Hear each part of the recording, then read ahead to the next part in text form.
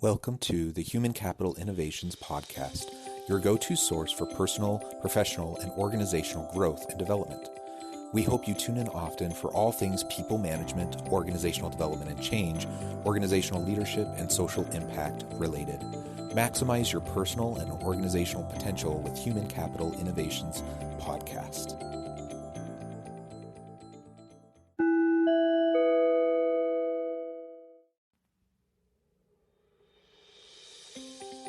Welcome to the Human Capital Innovations Podcast.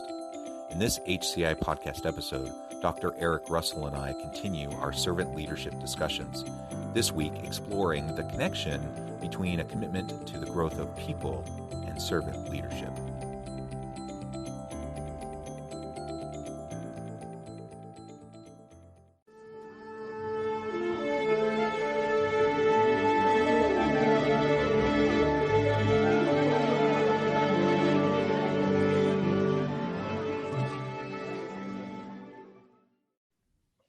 Dr. Eric Russell, welcome back to the Human Capital Innovations Podcast. Thanks. Great to be here. Yeah, good to have you back again, my friend, as we continue our servant leadership series. Today we'll be discussing commitment to the growth of people and the connection with servant leadership. And it's something I know we both feel very strongly and passionately about. Before we do that, though, just a reminder to anyone who's joining us who may not have connected with our previous episodes in this series. We've now done upwards of 15 plus episodes in the servant leadership series spanning back through last summer. And Dr. Eric Russell and I have been having some fun conversations. Dr. Russell is an HCI research associate and associate professor of emergency services at Utah Valley University. And you can go back and find any of those previous episodes in our back catalog by going to innovativehumancapital.com/podcast. And then you can click on the by topic tab at the top and find all of our podcast episodes sorted into different categories, including the servant leadership series. All right, as we get started today, I think about Larry Spears and his the characteristics of servant leadership that he identified. And one of those core characteristics was commitment to the growth of people. So in your mind, Eric, why do you think that is a foundational component to servant leadership? And then we can discuss more about how that can play out in the real world and in organizations as we lead others. So it's funny, I had this dude, I can't remember the university he was at. He was a professor there and he was at a conference and I guess they were talking about my work and he sent me an email about all of this stuff. And he's like, I just want to know what is Eric Russell's definition of what it means to be a servant leader. And I spent some time on it to write up this smart paragraph and all of this stuff. And I edited it and I went back and I used big words and it was awesome, I thought. And so I sent it to him and he sent me an email back and he said, I thought your work said was the essence of servant leadership is to meet the needs of people. And I went, damn it. Yeah, that's what it is. I'm curious. Yeah. So when you were pontificating in your big flowery paragraph, what were some of the other things you focused on, if you remember? I talked about some of the stuff that we talked about last week about the benefits to both the leaders and the followers, the intrinsics and the tangibles, and how it is an interrelationship with people and all of this kind of stuff, as how both grow, you get your followers to self-actualize. Like, it was just complete and utter crap, when you really think about it, because servant leadership is really, really simple. It's meet the needs of followers so that they can succeed. And then when they succeed, you benefit. Like, that's it. That's servant leadership, right? And that's why the cornerstone of servant leadership, if you're going to really get down to it, and you pull out the three pragmatic questions that Greenleaf first posed to us in 1970, it really is about a commitment to the growth of people. Because the idea is when you meet people's needs, they grow. And I don't mean you meet them with a tray of brownies every day so they grow wider, is that you meet the needs of people so they actually grow better. They grow they grow to be something more than they were yesterday, tomorrow, and you remove the roadblocks and the pitfalls that hold so many people back. And when Spears was going through it, and you got to remember, Larry Spears, even though he's up at Gonzaga, which is a Catholic university, Spears is a Quaker, and he is so versed in Quaker theology and philosophy. And so when he went through Greenleaf's work, man, he went at it like that. And that was one of the things that just jumped out at him, was this whole commitment to the growth of people, because that goes right back to one of the three pragmatic questions that Greenleaf asks is, do your people grow? And so it's kind of a cornerstone, and it gets overlooked a lot because it seems too simplistic. It's kind of that, I always screw this word up. It's law of parsimony, I think. Occam's razor, the simplest is always the right answer. And yeah, I don't know if I said that word right, but you know what I mean. You're smarter than me. Parsimony, is that what you're referring to? Yeah, the law of parsimony. Yeah. Yeah, absolutely. I think you're right. It's a relatively simple notion that as a leader we should try to we should be committed to the growth of our people. That growth isn't just professional growth, though certainly within the workplace that's probably our number one focus of how they can succeed and grow as a professional in their career, in their skill sets, capabilities, competencies. But we can't leave out the personal either, because they're interconnected. And if we have someone who's deeply struggling in their personal life, it's going to overlap and feed over into their professional life. And so meeting the needs of people and helping people to grow necessarily means we have to know our people, and we have to do what we can to help them in both areas, the personal and the professional. And it also, in my mind, it means, we can do training programs, we can do gap analysis, we can look at developmental needs of our people.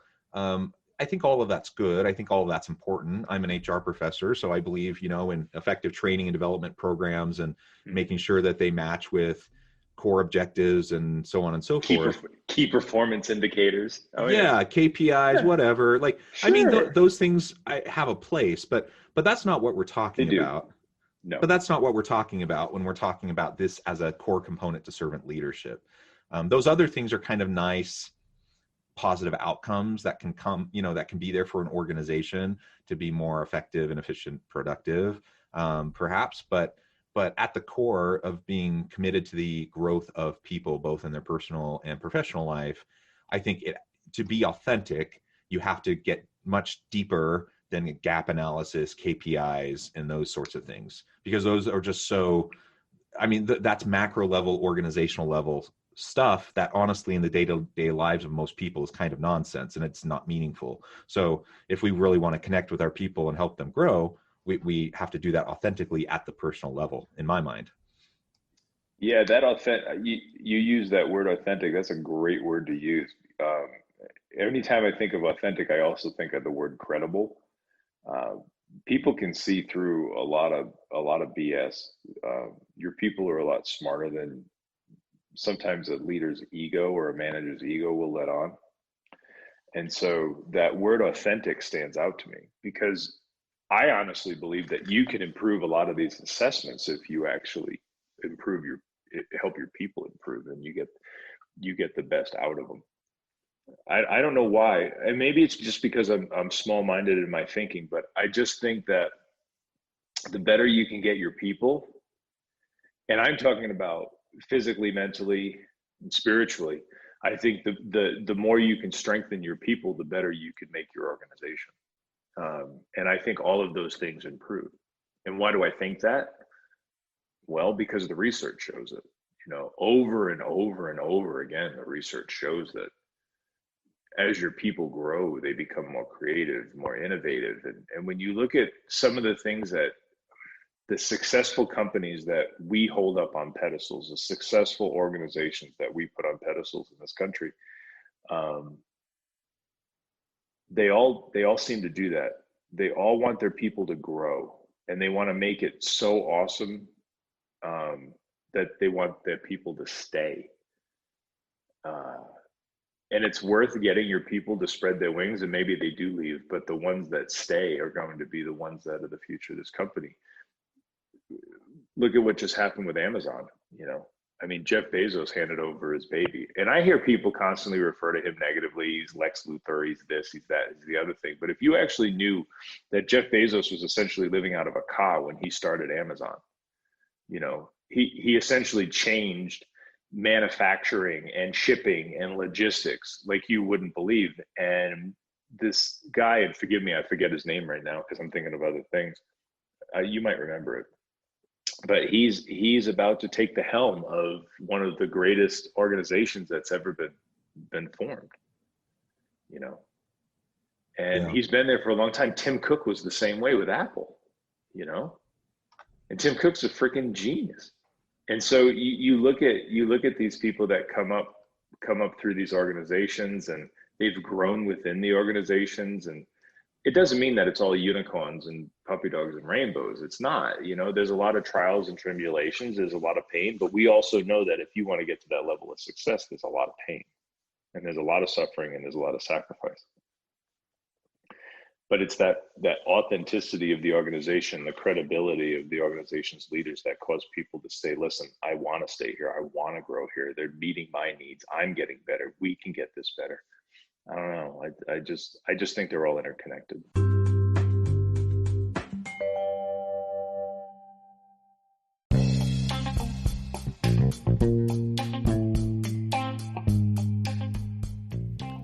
I'm excited to announce the publication of my new book from HCI Press, The Alchemy of Truly Remarkable Leadership: Ordinary, Everyday Actions that Produce Extraordinary Results.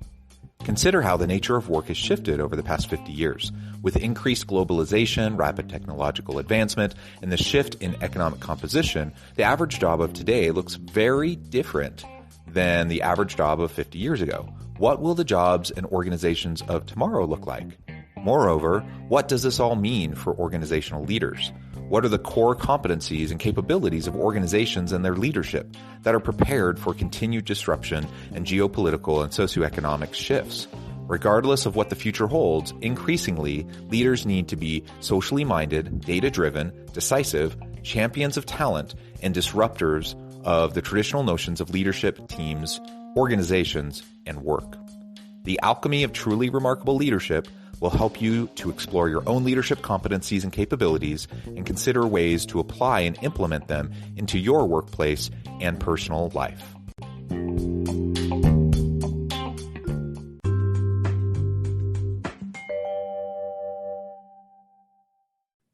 It's a deep-seated human need for most people, not everybody. Some people are complacent and are happy. They kind of arrive at a point and they're happy writing that out. And I wish them every happiness. And that's fine. Peace and happiness, enjoy your family. But I think, most people have a need to develop themselves, whether that's in their personal life with a hobby or new friendships, relationships, or maybe it's with a promotion or a new skill at work, whatever the case may be. People like to develop themselves and they like to have opportunities to develop. And so if you want to attract and retain great people within an organization, you need to have a culture and a track record of helping people to do just that. Otherwise, people, if you're lucky enough to get the best people to come, they're going to be viewing it as just a pit stop along their career path, and they'll put in a year or two and then move on to the next place because now they've got this new title under their belt. And that's not what we're talking about. I mean, if you develop your people, and like you said, some people spread their wings and they leave and they go and they have a great career and they go somewhere else, that's great, right? But we need to make sure as leaders that as we're developing our people and committed to their growth, that we create legitimate pathways for their development. Legitimate, and that doesn't always mean a promotion. That doesn't always mean a new title. But that does mean that they can learn new skills. They can build on their existing competencies, develop new capabilities, perhaps work on a new stretch assignment, a new collaborative project, innovate in new creative ways. Like those are the things people need and want. And if they're not getting it, the best people will leave because they're going to feel hollow inside. Like they just will feel like something is missing, and they'll get frustrated. So, I mean, like you said at the very beginning, it really is a simple notion, and it's a win-win scenario, because as a leader, I'm committed to the growth of my people. The natural byproduct of that, when I do that sincerely and authentically, is that I will get to know my people better. I will have a better relationship with them. They'll trust me more. They will develop their skills because I'm invested in their growth, which means they will perform at a higher level that will feed back into my team and the organization as a whole. That will make me look good. So it's, I mean, it helps them, it helps you. It's a win-win kind of a scenario, and it's really a no-brainer. Yet what we see so often is that leaders don't share that commitment to growth of people. Why do you think that is? If it seems so obvious to us, and I bet you, if you were to poll a random 100, organizational leaders, and ask them, to the extent that developing your people is important, they probably almost all say, if not all of them would say, yeah, this is a top priority. This is really important. But in the real world, when you get into the day-to-day grind of business, how many of those leaders are actually doing things every day to develop their people? I suspect it's a much smaller percentage, right? It is, yeah. So why do you think that is? So I went through Heskett's article in the Harvard Business Review. He published it in 2014, and he put it out on a blog, and he let people comment on it. And the title of the article was, "Why Isn't Servant Leadership More Prevalent?" And one of the big things that I found, when I took all of the replies, and there was like 100 and something, and I put them in a document, and I just did some basic qualitative thematic coding on it. It was ego. It was ego over and over and over and over again. It was nonstop. And it was, we love servant leadership. It's absolutely beautiful. What gets in the way? Ego. Corporate culture, ego. Corporate culture, ego. Competition, ego. That's really what it's all about. One of the big frustrating things that you get when you work with people that have attended like servant leadership conferences and read on these books, and they're in the organization, is these people that actually give a damn about the organization, usually middle management, not C-suite level. And they all say the exact same thing. I see this working in my organization, but I just can't get it to go. And it's always because of ego. Maybe it's because the leader didn't think about it. Maybe because it doesn't sink in. When I published that article, Green Soup Leadership, it was trying to get people to say, hey, maybe we need to stop calling it servant leadership when we do the whole consulting thing. Excuse me. But that's really what it came down to. And these are great comments that were that was on that website. Very, very thoughtful individuals, and that's really what it all came down to. Was it came down to ego. The second thing would be is it's just seen as a weakness. You go to the conference, you stamp your ticket, you go back to your organization. Yep, I'm a leader. Yep, I've heard more people say I'm a servant leader.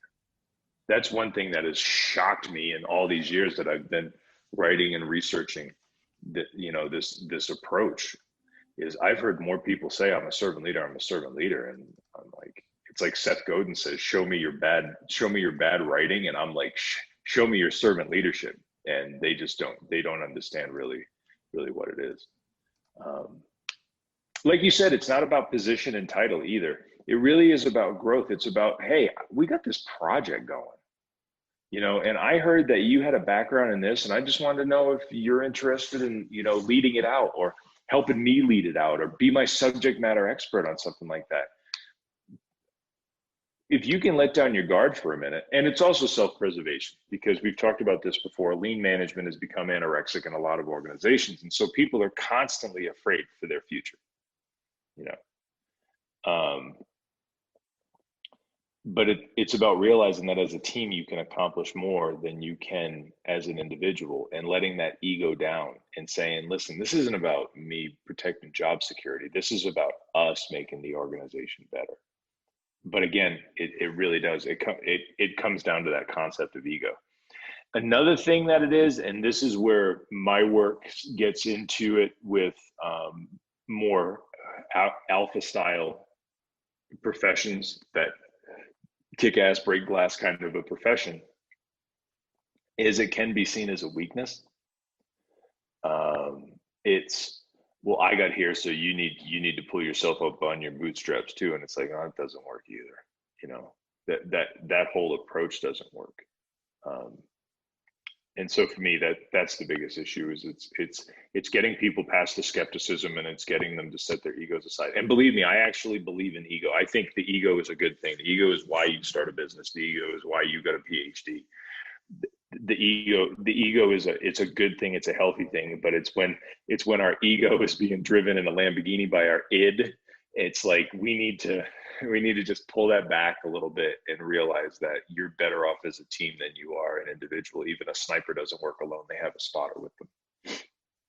Yeah, absolutely. And, you know, I think about those leaders who may get caught up in whether it's self-preservation, whether it's their own personal insecurities around helping those people around them develop. And so then they fear that maybe they'll be surpassed or someone else will take their job, or like, I think some of that's happening. But what you mentioned just a moment ago, you know, this whole idea of pull yourself up by your bootstraps, this mentality, which I think is very common, particularly in Western cultures, is that really, how often is that really true? Like people, it's very rare. Yeah, very rare. I mean, people have all sorts of different privileges, and sometimes it's just pure dumb luck. Sometimes they have, you know, sometimes they just like, so someone who's in a C-suite position, for them to say, well, you know, I got here due to my perseverance and grit and hard work, and I don't want to shortchange anyone by giving them a hand up. I mean, they've if they were really honest with themselves and they looked back at their career, they would see all sorts of people giving them hands up, right? Constantly. And in some cases, not just a hand up, but like holding them up, right? A pedestal above. Yeah.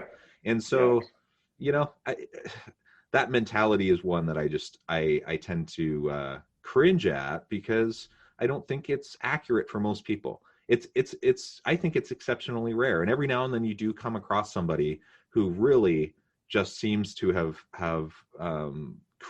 carved out a niche for themselves by sheer will, you know, force of their own will. But most of the time, you know, we're relying on other people, and we help each other. And sometimes that benefits us. Sometimes that benefits those around us. So anyways, regardless of the reason, I think it's clear in the research that most leaders, despite good intentions and despite saying they think it's important, most leaders simply just don't do it as a part of their day-to-day practice. Maybe it's because they're overwhelmed in the day-to-day grind, and they're putting out fires, and they're not prioritizing, you know, the time and the effort that needs to go into developing people. That could be it too. I mean, there's just all these different reasons, and I suppose it depends on the individual. But the bottom line is, if we want our team to be successful, if we want our organization to grow, then that only happens through the growth of our people. And so it has to be, in my mind, it's like the number one focus of a leader is to develop their people. Everything else that they do, all the logistical things, the bureaucratic things, the administrative things, those serve a role and they need to get done, but none of that is really going to move the needle in terms of helping the organization to grow, to keep its competitive advantage, to innovate, and to grow into new markets and such. It's growing your people that's going to do that. Right. I mean, it's like a cross section of what you're saying with Rollo May's A Cry for Myth and Malcolm Gladwell's Outliers. Like, Malcolm Gladwell does this brilliant job of debunking the whole Horatio Alger argument of the pull yourself up by your bootstraps, because there's all of these other factors that go into the success of people. You know what I'm saying? Like, there's all, so we know that has been debunked. Yeah, it drives me nuts because you are gonna get more out of your people. Because another thing that happens when people notice that you actually give a damn about them and you want them to be better, they actually start caring back. You know, it's like Funny, they, right? yeah, like they actually care. They end up caring about you too. You're like, wow, you legitimately give a damn about me. And people who fail and don't have, of course there's always aspects of, laziness with some people. We see that with a lot of people, privileged kids, where you're like, oh my god, you had everything handed to you and you're just a complete turd. But for the most part, there are other things. And man, when you can get things jump started for people, what you can get out of them is amazing. I was on a talk the other day and I brought up one of my cultural heroes that's out there, and is a man by the name of Jeffrey Canada, who started the Holland Project. Uh, and he's proven exactly that.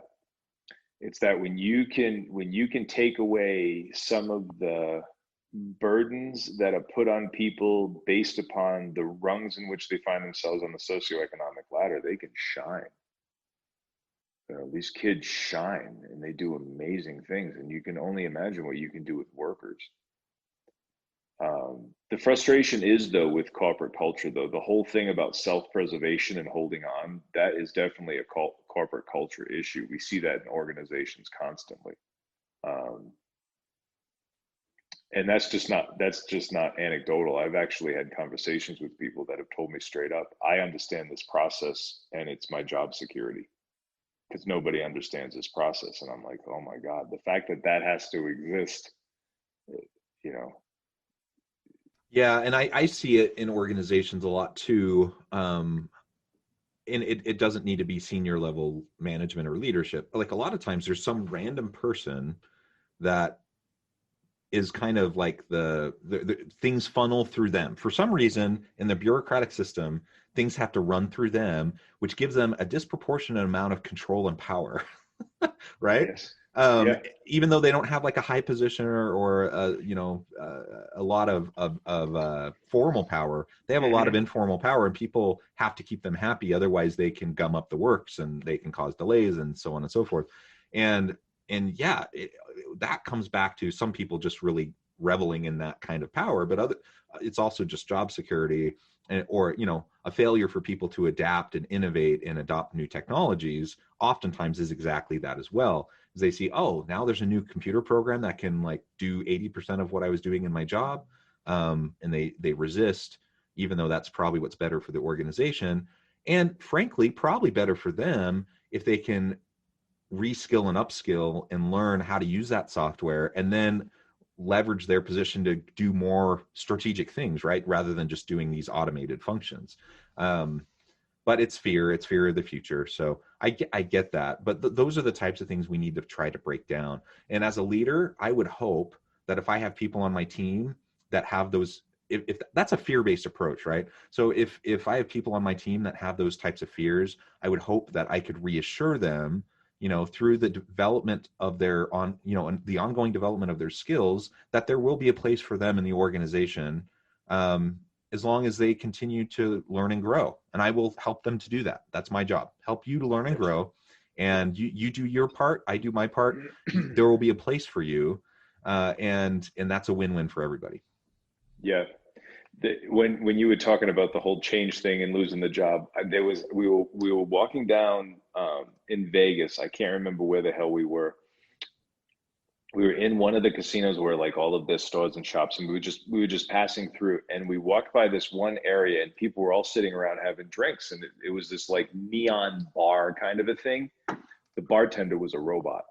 The bartender was this arm that you put your order in. Now imagine somebody's down there who happens to be a bartender, maybe even a bar manager for a successful place somewhere in America. They're on vacation with their better half, and they're just walking through and they see something like that. That's gonna put you into an existential crisis. You're like, that's my future. And so what people at the top, who are in leadership positions, that's not going to be outsourced. Okay. That job isn't going to go away. But for the people down below that are listening to all of this stuff and they're looking at AI and they're watching these videos, I can't imagine what a dog thinks when he sees a robot dog. He's like, they're not going to have to feed me anymore. Why the hell would they have me? So that concept of self-preservation is huge. And you as a leader, in order to meet the needs of your followers and have that commitment to their growth, your commitment to their growth needs to be open and saying, listen, we want a long-term relationship with you and we think you're great for this organization. And right now you're doing this, but in the future, we want to make sure that you can do this, this, and this, because overall you're a great person to have around. Yeah, and if you truly value your people, they will feel valued by you. They will be more willing to commit to their ongoing development. It's just reciprocal, and it's an ongoing benefit to everybody. Well, Eric, the time has flown by. We're about out of time. I really appreciate the conversation today. Before we close, I just want to give you a chance to give the last word, and then we'll part ways for today and pick this back up in a week or two. Just remember, when somebody asks you really what the essence of servant leadership is, it's to meet the needs of followers so they can grow. That's it. And don't try to get any more heady than that. Perfect. Well, thank you, Eric. It's been a pleasure talking with you. And I encourage listeners, to think about what you're doing to develop your people, and not just in the abstract. Like, yes, I think that's an important idea, but like really in reality, each and every day, what are you doing to develop your people, and put together an action plan.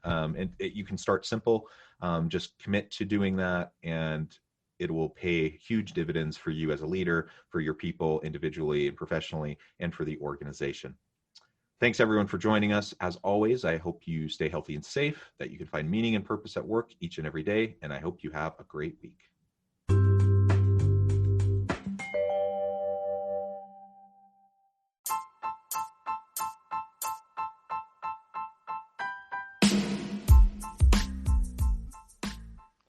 We are excited about the launch of HCI's new magazine, Human Capital Leadership.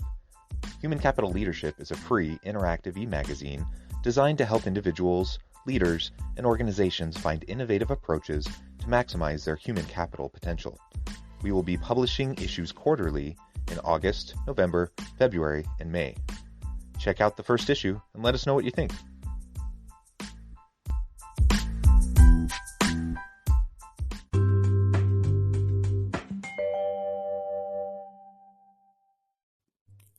Thanks again for joining us for this episode of the Human Capital Innovations Podcast. I hope you stay healthy and safe, and that you have a great week.